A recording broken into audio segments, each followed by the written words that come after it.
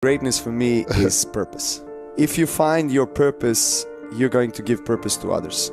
Whatever level of society you are, or whatever experience that you go through, you are going to maximize your life's experience only if you find a purpose. I'm always very confident in myself. I think that confidence is derived from self-belief. Self-belief is derived from, I guess, clarity that you have, and clarity that you have is derived from the love and joy for what you do, what you choose to do in your life. There's a great quote about this one, is discipline is the bridge between goals and accomplishments, right? Mm-hmm. So whatever in life you envision to do, you gotta be disciplined. Yes. Discipline spiritually, discipline in sports, in whatever, in your family, in your relationships. So very early, I think, and my parents and my tennis mother, Jelena Gencic, they've deeply ingrained that discipline in me. And then I knew, already 7, 8, I was like, okay, this is what I'm going to do for the rest of my life. I was really fortunate to be surrounded with some amazing people that are experts, in tennis and sports, but also psychology and how to manage, young people and actually steer the early childhood development in the right way. One of them was Jelena Gencic. She passed away 10 years ago, and I like to call her my tennis mother. And she taught me that it's important always to have a goal in life and to have clarity, because goal brings clarity, and clarity brings discipline and right attitude and perseverance and resilience.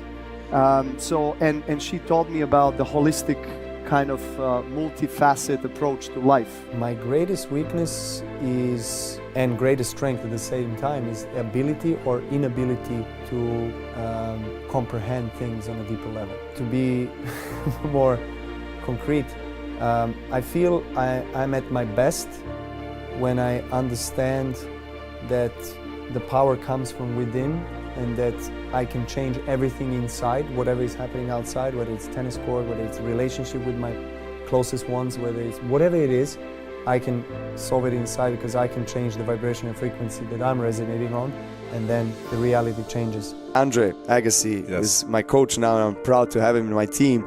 He always says, in tennis, you work from top backwards, from basically setting up a goal, and then you work your way back, and it's just exactly the whole season how it's going to look like, because okay, this is what I want to, this is my season goal, so, and then let me work my way back to this moment.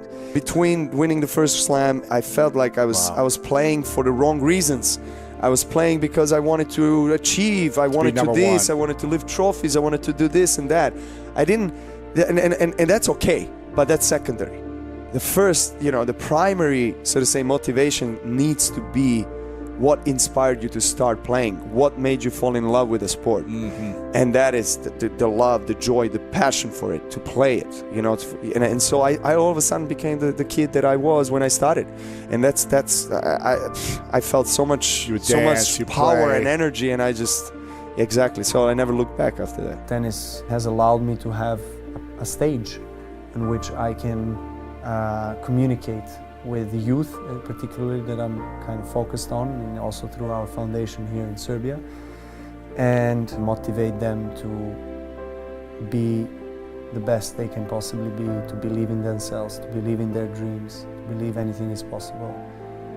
And that's something that is very dear and very important to me. I feel there is a much greater mission in life in tennis than just winning a tennis trophy. I feel that through sport, people get closer to each other. Sport has power to unite, as Nelson Mandela used to say, and I truly believe in that. I'm very grateful that I have, closest people in my life that still support me on this great mission, and understand that that's the journey that has chose me. Honestly, I do believe that also journey chooses you, not just the other way around. So I think that I still have things to do here in the sport, and I believe I can win most slams and break the record for longest number one. And I believe those are definitely my clear goals. But at the same time, they're not the only thing that motivates me. On a daily basis, it's not sustainable. It doesn't fuel me every day. What fuels me every day is something that is more related to my growth, personally. I had a breakdown, and I remember going first to my parents and so talking about this and that, and I cried, and I don't know if this is worth it. I don't know if I should keep going. So I went to my coach at that time, Marian Vajda, and my one of my best friends in life and my former physiotherapist, Miljan, and I was in their room, and I remember sitting on the floor, and I had another breakdown, and I was saying, I don't know. And they were like, okay, take your time, and just let's first, breathe, and let's calm down, and then let's look back. And they were really, really wise for telling me, let's go look back first, why did you start playing this sport, and the whole thing, and do you love it, do you still feel, leave aside what you want to achieve, what you want to do, passion for it, but do you really like holding a racket in your hand? And then I'm like, actually, I do. I love holding a racket in my hand, whether it's a Grand Slams, center court finals, whatever, or it's just a normal, public court. I still like playing for the sake of playing. They're like, well, that's your source. That's what you need to tap into, and it's take a little bit of time. And literally, they thought it's going to take a few weeks. Next day, I'm like, okay, I'm back on track. Let's go. Let's keep going. And I never looked back. I was quite convinced that everything will be fine, and after that I'll keep on going and keep on dominating the tennis world, winning matches. And then I realized that it's not really like that, and then I realized that I came to the stage of my life and my career where I had to dig deeper and understand myself on a much deeper levels than what I have had till that point. And I've put a lot of weight in my life and people around me in their lives on winning the French Open and completing the 4 slams. But I think I probably put way too much weight on that, meaning happiness would be dependent on me winning or not. And then I realized that when I won, of course I was happy. I achieved something that I wanted to achieve for so many years, but I was not fulfilled fully. Something was lacking. It was some dark place where there was some little child hidden in the corner, crying and asking for attention, but not in a way through achievements, but in a way through, emotions, through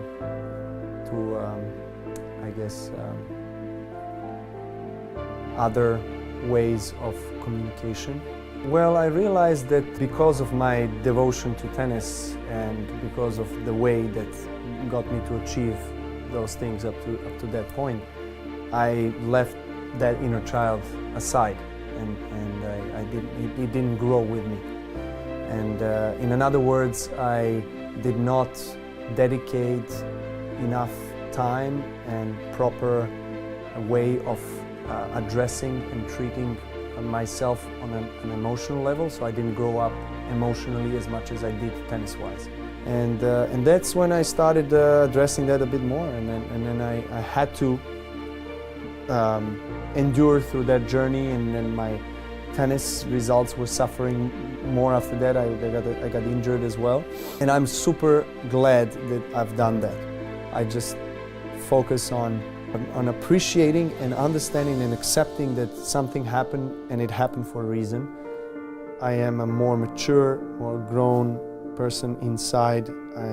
I think, more enabled to deal with my emotions and deal with everything that life has to throw at me. When I became a father, I really never knew how much more I can love, and the dimension of emotion and love that I experienced that day when Stefan came to us. It was just inexplicable and uncomparable to anything else that I have personally experienced, achieved in my life. And I'm sure Jelena will say the same and agree. Anybody who is a parent understands the amount of love and support and dedication, unconditional love that you feel towards your child, and the responsibility, and your life just completely shifts and turns around upside down. You never know. Life is full of wonderful surprises, and we are so blessed to be parents of two angels that are our teachers. They teach us how to stay in the moment, how to be present, how to be joyful and playful. They awaken our inner children that we've abandoned for years. Parents, obviously, I mean, they teach you about some fundamental things in life. They made us realize, how important it is to have the awareness about how you spend, how you save. But I think also the circumstances in which we grew up, going back to the situation where my dad put 10 Deutschmarks on the table, that's all you had. So I think also those circumstances and the environment taught us big lessons about money, and money being something that you have to value, that you have to respect, because you have to earn it, you have to work hard for it. And when you do, it doesn't belong to you. It's just a mean that goes through. Address certain emotional, issues or traumas or whatever it is that tend to appear on the court. Emotions of this anger still are today present in everybody. But I worked on myself, I must say, and on those emotions to forgive, because you need to forgive. Finally, how can you be fueled more by anything but by love? And love is forgiveness. And that's my philosophy of life. And as hard as it might be, but at the end of the day, you can, and I think you should forgive, because you have to move on. If you're stuck in that emotion, what are you going to make out of your life? I mean, it's always going to hold you back. It's always going to hold you down, not just professionally, but privately, emotionally. Some people maybe are stayed stuck in that emotion of maybe hatred and just revenge type of feeling. I am not, and I don't believe that's the right thing to do, because then you feel like you're a prisoner of your own emotions in your life, because you can't blame anyone. You can't blame people of any country for what has happened, because it's not their fault. It's some maybe decisions of some head of states or militaries or whatever. I mean, but in the end of the day, why, if you carry this for all your life, does it really make any change for you? Is going to enrich your life? I mean, it's not. So you might as well let it go. Vulnerability is a beautiful thing, because when you're vulnerable, then you are emotional, then you're free, then you're kind, you're loving. So vulnerability is beautiful to show, especially for men. I see men a lot of times they don't show their vulnerability, because especially particularly in sports, because you have to be macho, you have to be strong. But I think that shows me the weaknesses that I have, and the path that is still ongoing and that will probably never stop. Path of self-realization, of self-development and growth, self-love finally. But it takes a lot of effort, every day.